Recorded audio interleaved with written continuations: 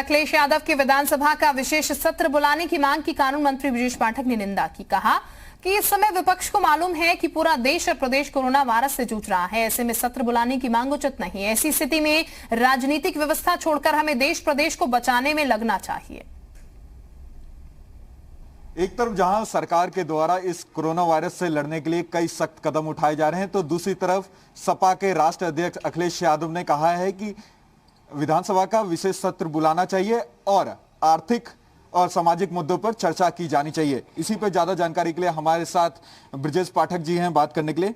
Sir, जिस तरीके से सपा के राष्ट्रीय अध्यक्ष ने कहा है कि एक विशेष सत्र विधानसभा का बुलाना चाहिए और उस पर आर्थिक और सामाजिक स्थिति की चर्चा की जानी चाहिए। दरअसल विपक्षी दलों को अच्छी तरह मालूम है कि इस समय देश और प्रदेश संक्रमण काल से गुजर रहा है।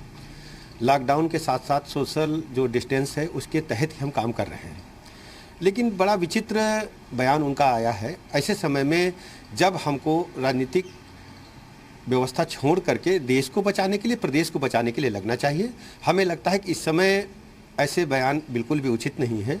आवश्यकता इस समय है अपने प्रदेश को, देश को इस संक्रमण से बचाने के लिए। उसके लिए हमारी सरकार बहुत बेहतर ढंग से काम कर रही है। लोगों तक खाद्यान्न पहुंचाना, उनकी दैनिक दिनचर्या में कोई व्यवधान न है उसके लिए व्यवस्थाएं करना, हमारी सरकार हर स्तर पर काम कर रही है। बेहतर से बेहतर विश्व स्तरीय चिकित्सा व्यवस्था हम उन्हें उपलब्ध करा रहे हैं। लेकिन ऐसे समय में विपक्षी दलों का बयान बिल्कुल ही उचित नहीं है, निंदा के योग्य है। मुझे लगता है कि ऐसे समय में प्रदेश की जनता के साथ उन्हें खड़ा होना चाहिए, राजनीतिक बयानबाजी से बचना चाहिए।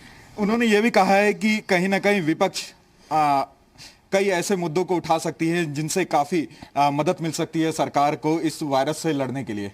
दरअसल सरकार हर स्तर पर काम कर रही है, सबके संपर्क में है और ऐसा कोई विषय नहीं जिसको हमने टच न किया हो।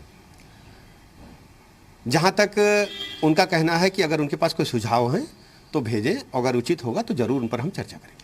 सर, क्या लगता है जिस तरीके से सरकार के द्वारा इस महामारी से लड़ने के लिए कई उपाय किए जा रहे हैं और अभी भी देखा जा रहा है कि लोग सोशल डिस्टेंसिंग को फॉलो नहीं करते हुए नजर आ रहे हैं। आप देख सकते हैं बॉर्डर जैसे एरिया में कई बार ऐसे मामले आए हैं कि लोग सोशल डिस्टेंसिंग को फॉलो करते हुए नजर नहीं आए, तो सरकार के द्वारा और क्या प्रावधान किया जा रहा है? दरअसल आपको पता है कि उत्तर प्रदेश सरकार ने कल ही उत्तर प्रदेश की सारी सीमाओं को सील कर दिया है। बगैर अनुमति पत्र के अब किसी को भी मूवमेंट की इजाज़त नहीं है।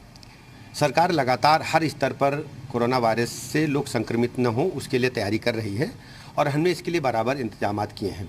जहां तक मंडियों में अन्य स्थानों पर भीड़ जुटने के लिए हमारी सरकार ने लगातार लोगों से अपील भी की है और पुलिस प्रशासन से भी कहा है कि कृपया भीड़ न जुटने दें और यदि कोई कोताही करता है तो उसके खिलाफ जो भी दंडात्मक धाराएं हैं उनमें कार्रवाई करें। तो कहीं ना कहीं सरकार के द्वारा सभी कदम अपनाए जा रहे हैं और सरकार के द्वारा इस पूरे हालात से निपटने के लिए कई कदम उठाए जा रहे हैं। कैमरामैन देशराज के साथ लोमस जी मीडिया, लखनऊ।